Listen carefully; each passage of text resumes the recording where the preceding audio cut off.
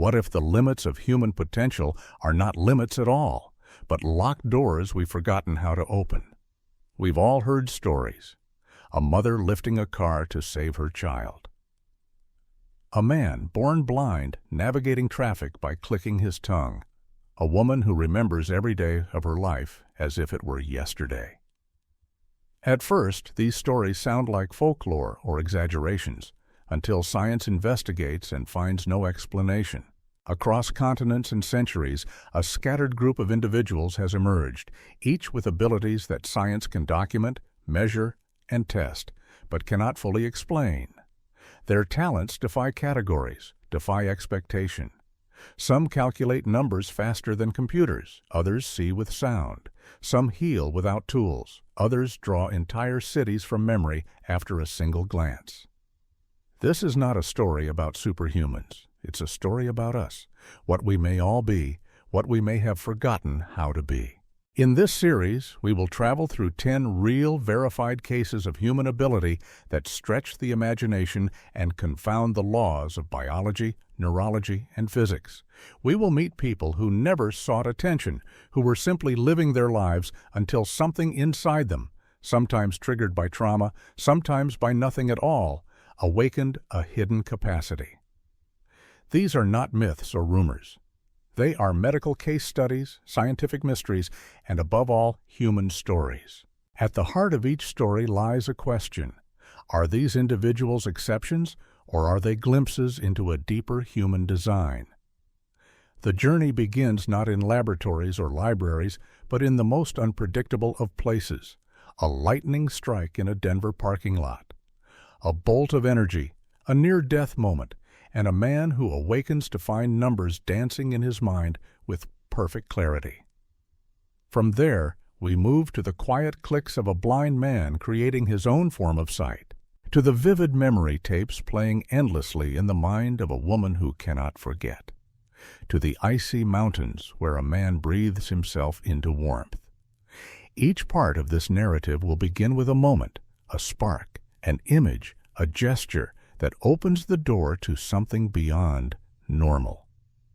We'll follow these individuals not only through their abilities, but through their thoughts, fears, and insights. We'll explore what science has discovered and what it still cannot grasp. And we will ask again and again, what does it mean to be human when the edges of the possible are still so unknown? This is a documentary not about certainty, but about wonder. Not about conclusions, but questions. It is a meditation on the vastness within us, a search for the extraordinary lying dormant in the ordinary. Let us begin. It happened on an ordinary evening, the kind that fades from memory without leaving a trace. In September 2002, a man crossed a parking lot in Denver thinking about nothing in particular. The sky was unsettled, but not threatening. Then, without warning, the air split open. Lightning struck. It should have ended his life. Instead, it altered it. When he woke 3 days later in a hospital bed, the world no longer looked the same. Numbers, once meaningless marks, now carried shape, depth, and intention. Equations didn't need solving. They revealed themselves. Before that night, mathematics had been a struggle. He lived quietly, worked modest jobs, avoided anything involving numbers. But after the strike, calculations arrived fully formed, as if they had always been waiting beneath the surface. Large primes separated themselves effortlessly. Square roots unfolded into elegant patterns. Complex equations appeared not as symbols, but as structures he could rotate and explore in his mind. Doctors searched for damage.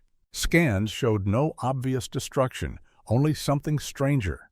New pathways, unfamiliar connections between regions of the brain that rarely speak to one another. Electricity had not erased his mind. It had rearranged it. When mathematicians tested him, they expected tricks or shortcuts. What they found was something else entirely. Answers came instantly, without hesitation. Not guesses, not estimates. Exact solutions, precise to the final digit. Sometimes his approaches were unfamiliar, methods no textbook taught, yet undeniably correct. Asked how he did it, he struggled to explain. He didn't calculate, he said. He listened. Numbers behaved like living things, each with its own character. He described them as conversations, as relationships that wanted resolution. The answer wasn't constructed. It arrived. This unsettled the experts more than the results themselves.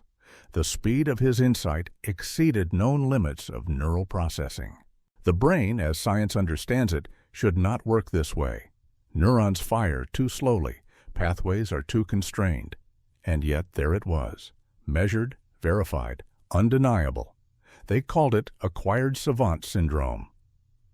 A rare phenomenon where injury unlocks abilities that training alone cannot explain. But naming it didn't explain it. It only deepened the mystery. What was altered by that bolt of lightning? Did it create something new, or simply remove a barrier? If knowledge can emerge without learning, what does that say about memory, intelligence, or potential? Was the mind storing patterns long before consciousness knew how to reach them? Or was this something closer to perception than computation, a way of seeing that bypassed effort entirely? The man never claimed to be special. He didn't seek fame or meaning in what happened to him. He simply lived with a new inner landscape, one filled with clarity and order where confusion once stood. His story leaves us with an unsettling possibility.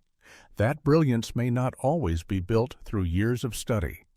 That beneath our ordinary awareness there may exist vast networks of ability, silent, unused, waiting. And if a single moment of uncontrolled energy can unlock them, one has to wonder what else lies hidden behind the brain's locked doors, and why they are locked at all. Imagine walking through a crowded city. Cars rushing past, buildings towering, people weaving through the streets, without seeing a single thing. Now imagine navigating that world not by cane or guide dog, but by sound. A sharp click of the tongue, and the world answers back. Daniel Kish was born into darkness. His eyes were removed in infancy due to cancer, leaving him without the most dominant human sense. But where most would have encountered silence and limitation, Kish found something extraordinary. He taught himself to see with sound. Using nothing but the clicks of his tongue, he mapped his surroundings with astonishing precision. Trees, parked cars, doorways, curbs, even people. He could identify them by the way sound bounced back to him. He rode bicycles through traffic, hiked alone, crossed busy intersections. At first, people thought it was impossible. Then science caught up. Researchers placed him in brain scanners, expecting to find activity in auditory centers.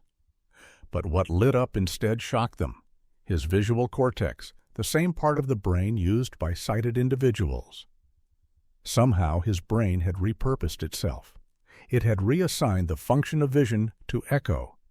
He wasn't just adapting, he was rewriting the rules of perception. The precision of his echolocation bordered on the superhuman. He could detect objects smaller than a pencil from several meters away, identify different materials, metal, wood, glass, based solely on acoustic reflection.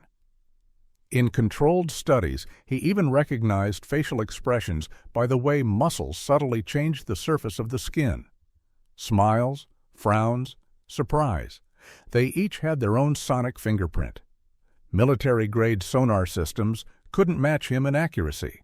But perhaps the most remarkable part wasn't his ability, it was his willingness to teach it. Kish founded a nonprofit to train other blind individuals in echolocation. And it worked.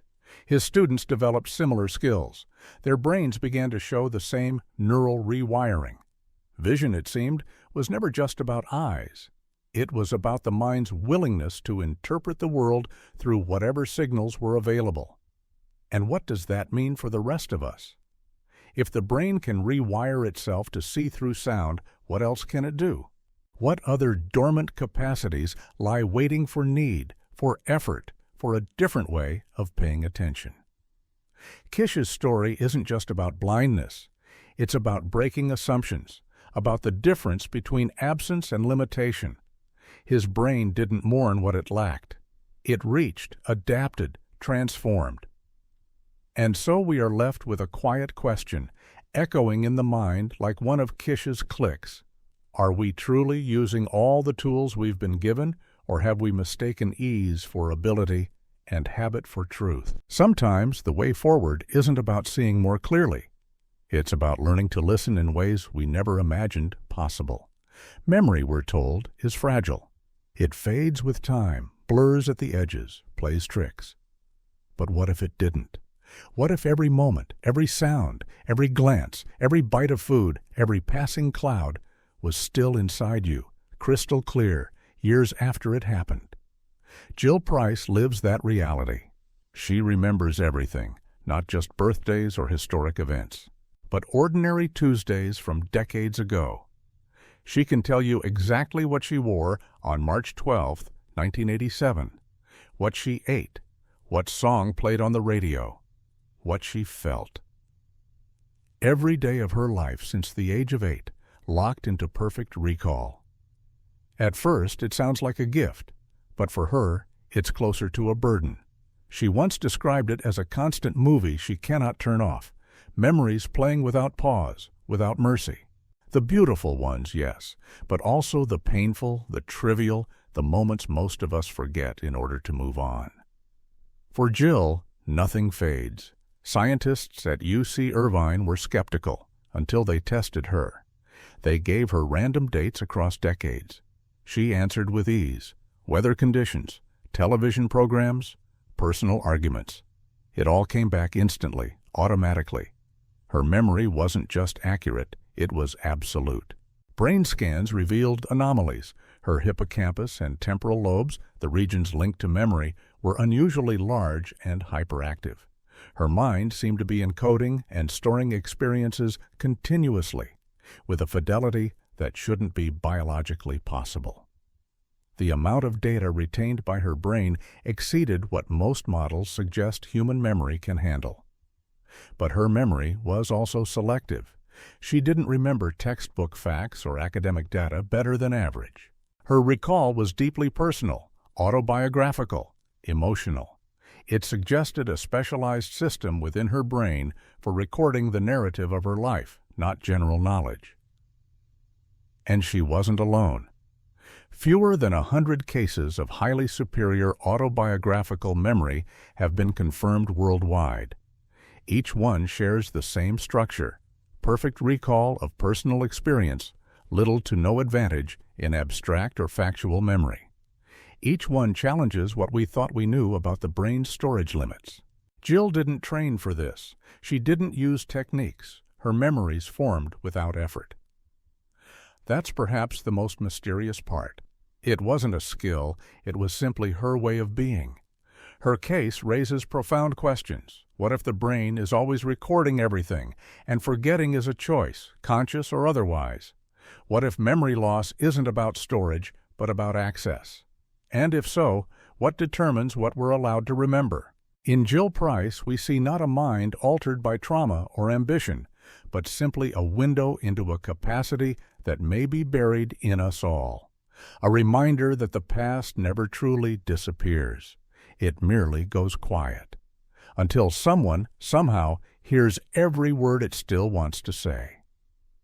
The scream came first, a mother's cry, sharp as glass, cutting through winter air.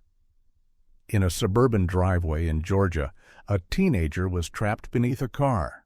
The jack had slipped. A 3,000-pound Chevrolet Impala had collapsed onto his chest. Seconds mattered, and something impossible happened.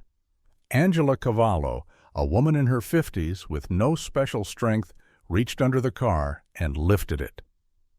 Witnesses said her feet dug into the pavement, her hands locked under the fender. And somehow, with a rawness that defied reason, she held the car high enough for neighbors to pull her son to safety. It wasn't a miracle. It was something stranger, hysterical strength. Her case is one of hundreds across the world, documented in medical journals and emergency reports.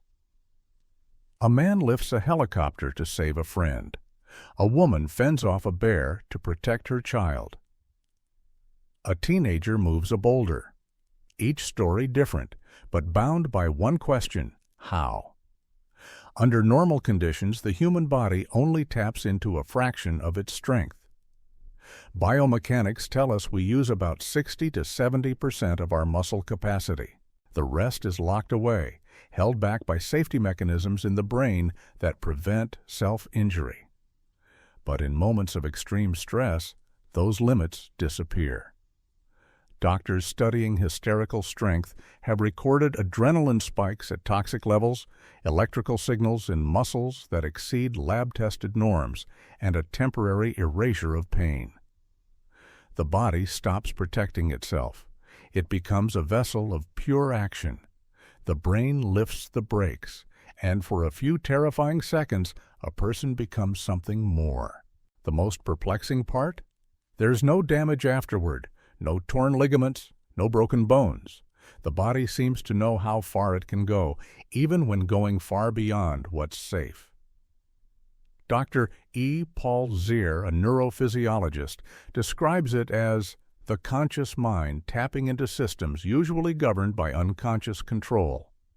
The mind reaches into a hidden well of capacity, one designed not for daily life, but for life or death moments. These aren't tales of comic book heroes.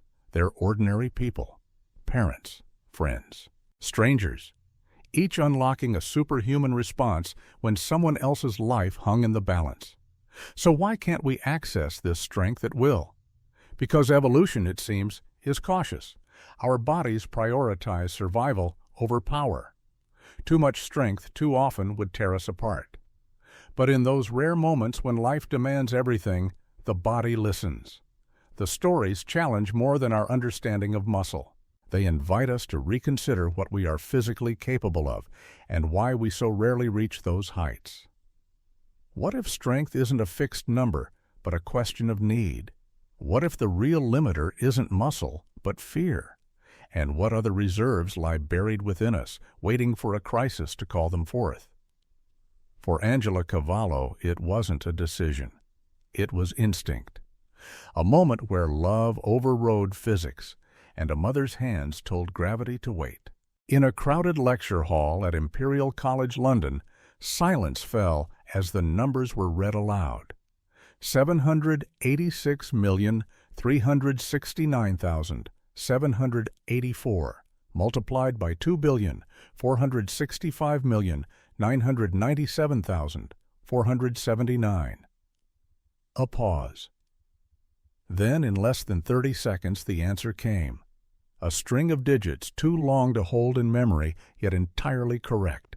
Faster than a calculator. Flawless. Elegant. The woman behind the answer was Shakuntala Devi, known to many as the human computer. But that nickname hardly did her justice. She wasn't mimicking machines. She was doing something machines couldn't. Understanding numbers as living things, full of texture, shape, and meaning. Born in India in 1929, Devi showed mathematical talent from early childhood. She didn't study advanced math formally. She didn't follow textbooks. Her ability was intuitive, organic, a symphony of patterns and perceptions. To her, numbers weren't abstract. They were beautiful. Researchers struggled to keep up. She solved problems before they finished reading them. She could extract cube roots, factor massive primes, and solve equations that had baffled experts. And when asked how, she'd smile and say, "I see the answer." It wasn't calculation, it was recognition. Brain scans conducted years later revealed something strange. Her brain lit up in areas not typically associated with numerical processing. Instead of following conventional logic pathways, her brain used visual and spatial regions, suggesting that she saw math as geometry, as architecture. When questioned about her process, she described numerical relationships in terms of colors, shapes, even personalities. Certain numbers were kind, others difficult. Some problems unfolded like stories. It was a mathematical intuition that bypassed conscious reasoning entirely. But here's what set Devi apart even more.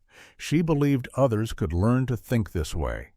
Through lectures and demonstrations, she taught students to approach math not as a series of rules, but as a language of patterns.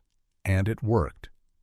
Those who studied under her reported dramatic improvements, not by memorizing formulas, but by shifting how they perceived relationships between numbers. Her gift wasn't just hers, it was a hint of what might be possible for all of us. What if the difficulty so many feel toward math isn't because we're incapable, but because we're taught the wrong approach? What if numbers aren't just tools for accounting, but a form of perception, one we've forgotten how to use? Devi never claimed to be special. She spoke often about how joy and curiosity unlocked her abilities. Her life was a reminder that brilliance isn't always built. It can emerge from a different way of seeing. We live in an age where machines calculate faster than any human. But what Shakuntala Devi proved is that the mind, when unlocked, isn't just a machine. It's something more, something poetic, creative, and perhaps still largely unknown. In her, we glimpse a different kind of intelligence, one that hums quietly beneath logic and rises when we learn to listen to the music behind the math. In the heart of the Italian Alps, long before satellite navigation or digital maps, a young boy wandered through thick mountain fog and never lost his way. He wasn't guessing. He wasn't lucky. He simply knew which direction to walk. That boy, Giuseppe Mercalli, would grow up to become a geologist. But even in childhood, he sensed something others didn't. An inner compass, a pull beneath the surface of awareness, a quiet certainty of where north lay, even in complete darkness. As he matured, this sense sharpened. He could walk blindfolded into unfamiliar terrain and still find cardinal directions with uncanny accuracy. Instruments later confirmed that he could identify magnetic north with a margin of error under 2 degrees, rivaling the best mechanical compasses of the era. But his ability didn't stop at navigation. Mercalli began noticing shifts, strange sensations in his body just before earthquakes. A vibration not of ground, but of atmosphere, a kind of electromagnetic trembling that seemed to ripple through him hours, sometimes days, before seismic events. It wasn't superstition. His predictions were recorded and verified. In 1908, before the catastrophic Messina quake that killed tens of thousands, Mercalli warned of electromagnetic unrest in the region. Authorities dismissed it. The quake struck as he had feared. Science has long held that humans lack magnetoreception, the ability to sense Earth's magnetic fields. It's a gift granted to birds, whales, bees, but not us. Yet Mercalli's case, and others like it, suggest we may have simply forgotten how to use it. Modern research has uncovered magnetite crystals in the human brain and sinuses, biological materials capable of responding to magnetic fields. Some studies have even shown subtle brain responses to magnetic shifts, but conscious perception? That remains rare. Still, people like Mercalli remind us that rarity is not impossibility. When neurologists examined his case retrospectively, they found no pathology, only an extraordinary consistency. His sense of direction held true even in cities filled with electrical interference. His earthquake predictions aligned with geophysical measurements of electromagnetic anomalies before tectonic shifts. What made him special was not that he possessed a new sense, but that he accessed one we all may carry in silence. How many times have we dismissed a sense of unease or a pull toward a direction without cause? How often have we felt the world shift subtly beneath our awareness and ignored it? Perhaps Mercalli was not gifted, but simply attuned. And that leads to a deeper question. If the Earth speaks constantly through its magnetic whispers, how many of us have simply forgotten how to listen? Giuseppe Mercalli's life invites us to consider that navigation may not always require maps, and that the body may hold ancient instruments, quiet, steady, waiting to be remembered. A helicopter rises above Tokyo. The city sprawls beneath, millions of windows, endless rooftops, a web of roads and rails. The flight lasts 20 minutes. Back on the ground, a man takes out a pen. In silence, he begins to draw. Hours pass. The skyline returns, on paper, perfectly proportioned, every detail intact. Skyscrapers, bridges, side streets, even the number of windows on distant buildings. He doesn't use reference photos. He doesn't pause. He doesn't erase. The artist is Stephen Wiltshire, and his mind holds what even the best cameras cannot: memory in full resolution. Diagnosed with autism at age 3, Wiltshire didn't speak until he was 9. But before he found words, he found images. Drawing became his voice.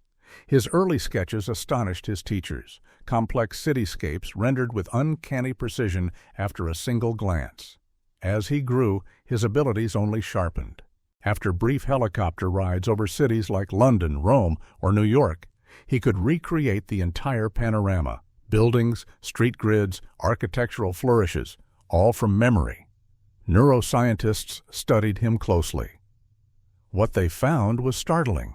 His brain showed hyperactivity in visual processing regions and unusually strong connections between memory and motor control. He wasn't just remembering what he saw, he was translating it instantly into motion, his hand a direct extension of vision. Most people remember impressions. Wiltshire recalls entire environments. In tests, he could reproduce not just static objects, but dynamic scenes, traffic patterns, moving pedestrians, weather conditions. One drawing even captured the sequence of changing traffic lights at a busy intersection. His mind had not taken a snapshot. It had recorded a living moment. And his speed? Breathtaking. Massive drawings that would take architects weeks flowed from his pen in hours. Not traced, not corrected, just remembered. He doesn't consciously memorize. He doesn't plan layouts. The image simply arrives. His eyes scan once. His hand follows.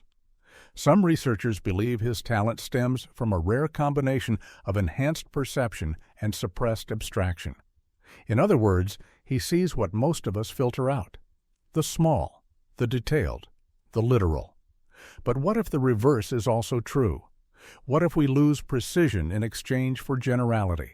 What if the mind's gift for interpretation, the ability to see the big picture, costs us the clarity of raw perception?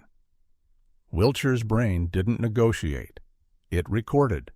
His story suggests that photographic memory might not be a myth or miracle, but a potential, filtered by typical development, a skill lost not to biology, but to habit, attention, the narrowing of focus.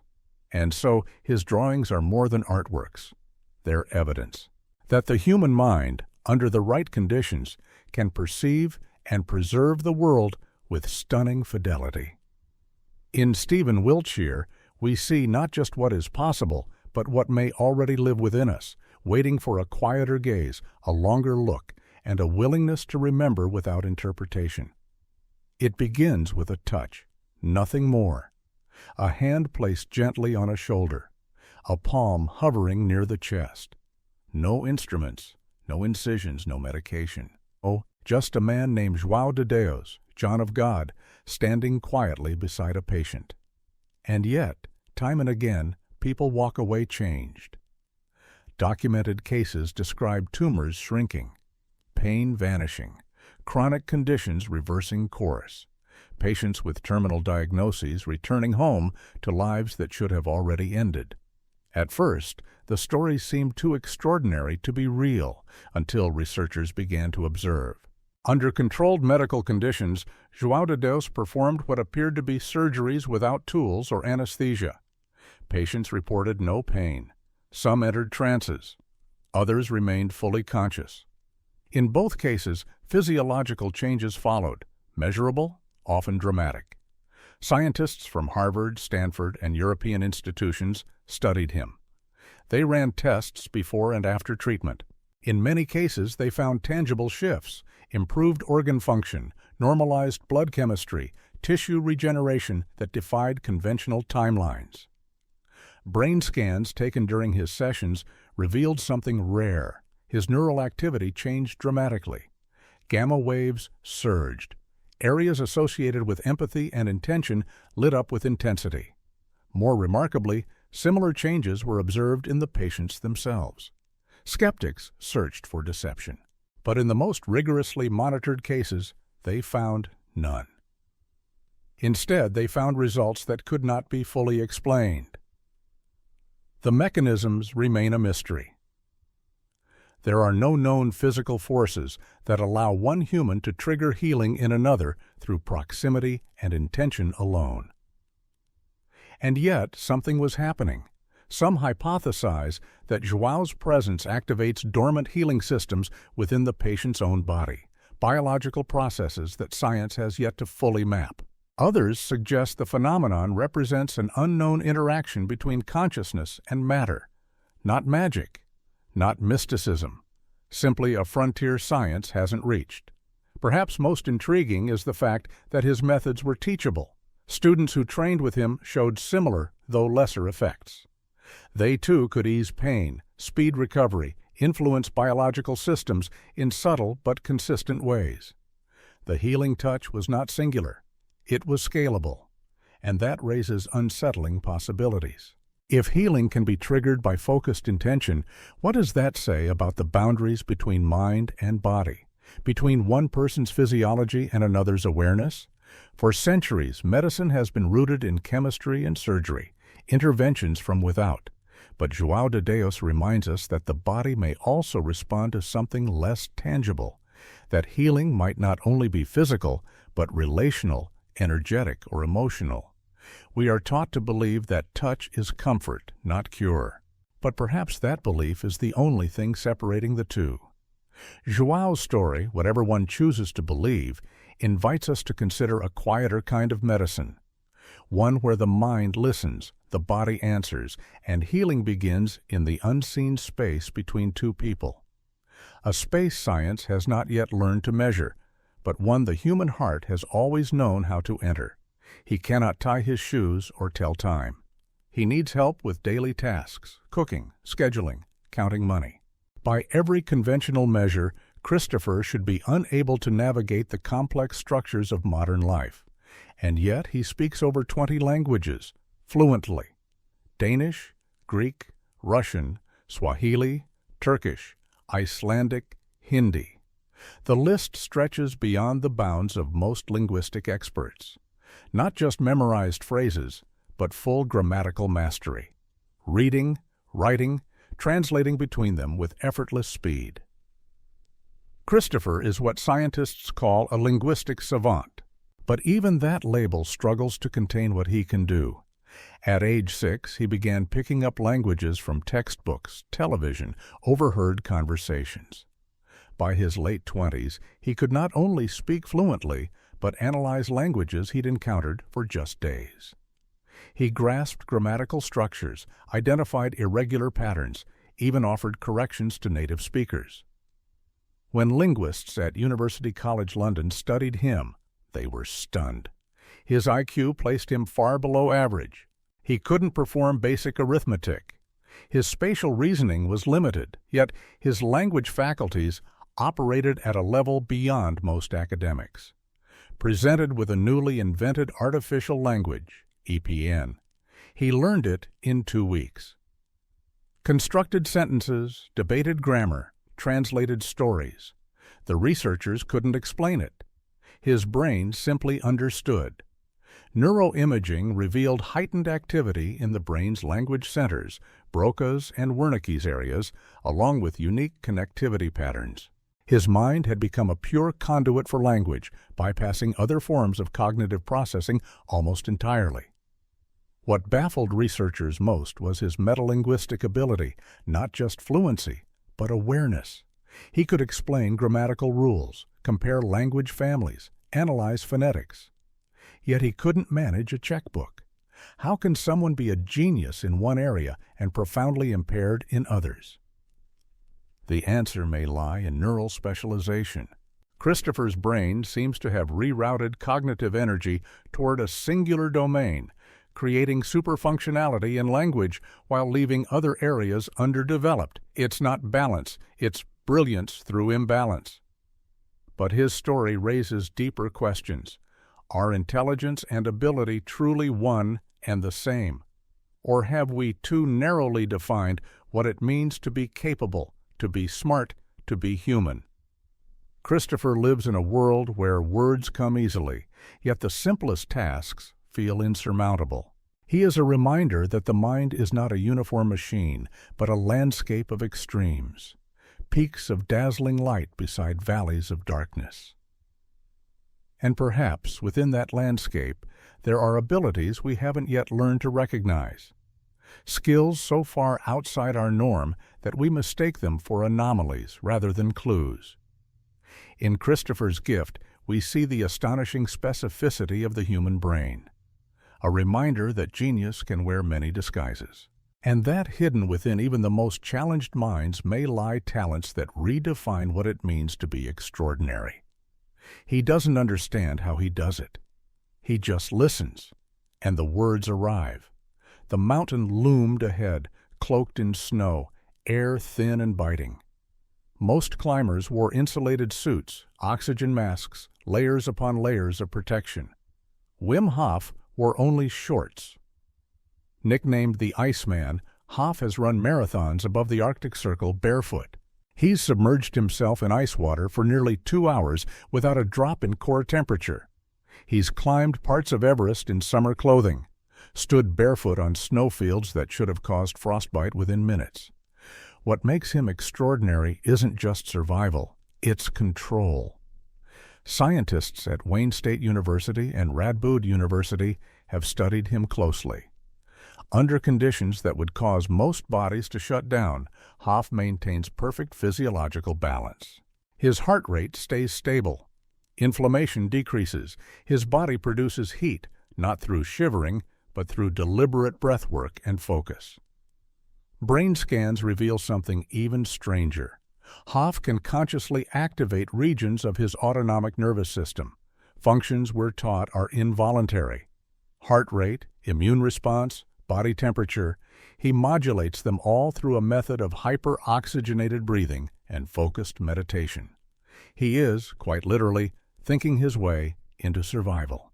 But perhaps more astonishing is that others can do it too. Through his training programs, thousands of people have learned to withstand cold, reduce anxiety, manage autoimmune symptoms, and control inflammation. They don't become superhuman. They become aware of systems in the body previously thought unreachable by the conscious mind. Medical studies show his students, after just weeks of practice, resisting infection more effectively, controlling cortisol levels, and improving mood and resilience. What was once myth, control over the immune system, is now published science. So, how does it work? Part of the answer lies in brown adipose tissue, specialized fat cells that generate heat. Hof's breathing appears to activate these cells on demand, increasing internal temperature. But there's more. His brain shows increased activity in areas related to pain suppression, focus, and emotional regulation. His mind doesn't just endure cold, it transforms it. The implications are vast. If the line between voluntary and involuntary systems can be crossed, what else might we one day learn to regulate? What if stress, immunity, inflammation, even healing aren't entirely out of our hands? Wim Hof is not a mystic. He's a man who suffered profound personal loss and went searching for something deeper. In cold, he found clarity. In breath, he found power. His message is simple. We are more capable than we believe. And perhaps that's what frightens us most, that control might lie closer than we think, not in the hands of doctors or devices, but in the silence of our own lungs, and in the steady rhythm of breath against the cold. Not everything inside us is automatic. Some of it is waiting, for attention, for discipline, for a reason to awaken. The Iceman reminds us that the mind and body are not separate. They are one, and the boundary between them is thinner than ice. He stands in an empty room, eyes closed. Around him, silence. No instruments, no guides, no sensory cues. Then, with a sharp click of his tongue, the world begins to take shape. Daniel Kish, blind since infancy, has mastered a skill that science long deemed impossible for humans: active echolocation. Like bats or dolphins, he navigates by sound, producing quick staccato clicks with his tongue and interpreting the returning echoes with astonishing precision. He walks without a cane, rides a bicycle through city streets, hikes alone in the wilderness, all without vision. At first, his abilities seemed like clever compensation, but researchers soon discovered something deeper, something that upended assumptions about human perception. Functional MRI scans of Kish's brain revealed that his visual cortex, the region usually active only in sighted individuals, lit up during echolocation. His brain wasn't just hearing, it was seeing with sound. Somehow, the echoes from his tongue clicks were being processed not as mere noise, but as spatial information, textures, distance, shapes, mapped into a coherent mental image. His mind had reassigned sight to sound. What shocked scientists further was the accuracy of these soundscapes. Kish could detect a pole the width of a broomstick several meters away. He could distinguish between metal, wood, and plastic by the subtle timbre of the echo. He even described facial expressions, smiles, frowns, by how sound bounced off tiny changes in muscle position. When military-grade sonar was used as a benchmark, Kish's accuracy met or exceeded it. And it wasn't a rare mutation. Kish has trained others, hundreds of blind students, with similar results. Their brains, too, began to activate visual processing centers. Echolocation, it turns out, is not a gift. It's a skill, one we've forgotten we possess. Why, then, don't more people use it? Because vision, for most, dominates. The brain prioritizes sight so completely that other sensory systems fall silent. But when vision is absent, the brain adapts. It listens harder. It reclaims territory. Kish's story challenges what we define as normal. It asks us to reconsider the boundaries of perception. If the brain can convert sound into vision, what else might it translate? Touch into memory? Smell into emotion? Are the senses truly separate, or are they just languages the brain has yet to fully interpret? Perhaps we are all born with a toolkit more diverse than we realize, and what we use depends not on capacity, but on necessity. Daniel Kish didn't invent a new way to see. He remembered an old one our ancestors may have known, one evolution kept in the shadows, waiting. He proves that blindness is not the absence of sight, but the presence of a different kind of seeing. And in doing so, he invites us all to reconsider what our senses can truly become when shaped by will, trained with patience, and freed from the limits we've long assumed were unbreakable. In a quiet corner of India, a man once stood before a crowd and asked for two large numbers, any numbers, as long as they were massive. The audience obliged, shouting figures too large to comprehend. Before the room could fall silent, the man gave the answer. Perfectly calculated. Verified. Applause followed, but the man, Shakuntala Devi, merely smiled. For him, this was not a performance. It was conversation. He saw numbers not as tools or obstacles, but as living patterns. They flowed through his mind the way music flows through a composer. They danced, unfolded, resolved themselves. Devi, sometimes called the human calculator, could perform arithmetic at speeds that humiliated modern machines. But unlike others who relied on training or rote memorization, his talent wasn't learned. It was instinctive. In one famous event, he multiplied two 13-digit numbers in under 30 seconds. The answer, too large to hold in memory, was later confirmed by computer. He was faster. Scientists brought him into labs. Brain scans showed something remarkable. When he solved mathematical problems, his brain didn't activate the regions associated with calculation. Instead, the areas responsible for spatial reasoning, visual imagery, and pattern recognition lit up. To Devi, math wasn't computation. It was perception. He once described solving problems as seeing shapes and colors in his mind. Equations would settle into place, like pieces of a puzzle forming on their own. He didn't work through the math. He witnessed it happen. What's more, he believed others could do the same. He taught workshops that emphasized intuition over repetition, patterns over rules. And his students improved. They saw numbers as relationships, not just answers. They began to sense the rhythm behind arithmetic. It raises a profound question. Are our mathematical limitations biological or educational? What if most people struggle with numbers not because they lack ability, but because they were taught in a way that buried their natural intuition? Davy's story is a glimpse into what the brain might be capable of when it organizes information differently, when it leans into visual patterns, emotional tones, and associative structures. He didn't just understand math, he felt it. And if that's possible, what other domains might we be misreading? What other talents lie dormant, not because we can't reach them, but because we're using the wrong path to get there? Shakuntala Devi did not defy logic. He redefined it. His story reminds us that genius is not always linear, that brilliance may come not from more effort, but from a different kind of seeing. Numbers don't have to be cold. In the right hands, they can become art, memory, even emotion. And in that, perhaps, is the deepest lesson of all, that the mind is capable of not just solving problems, but feeling their beauty.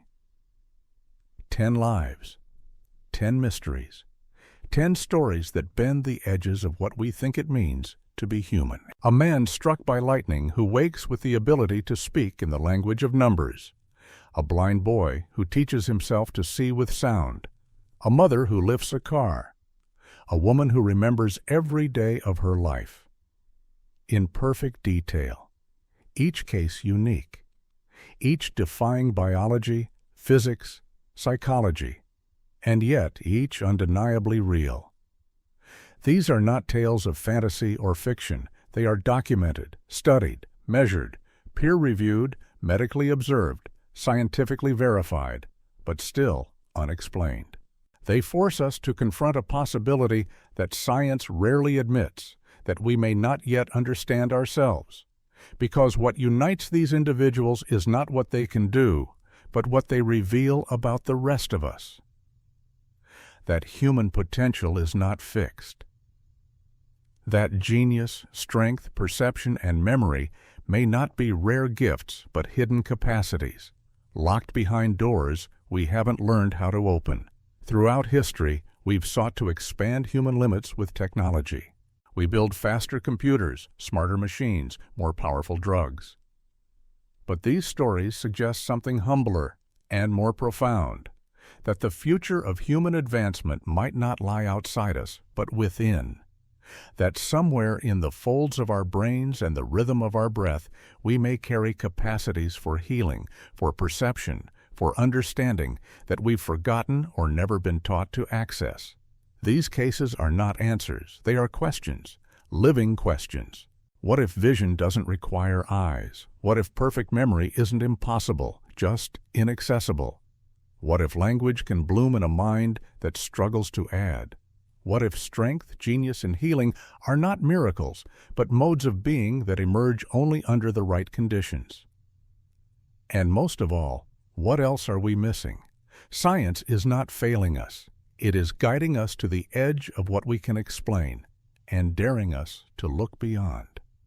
The stories we've explored are not cracks in reason. They are invitations to wonder, to explore, to listen to the quiet potentials within us.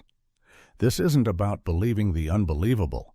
It's about believing in the incomplete, about accepting that what we know today may be just a fraction of what is possible tomorrow. The extraordinary abilities chronicled in these lives may be rare, but perhaps they are not exceptions.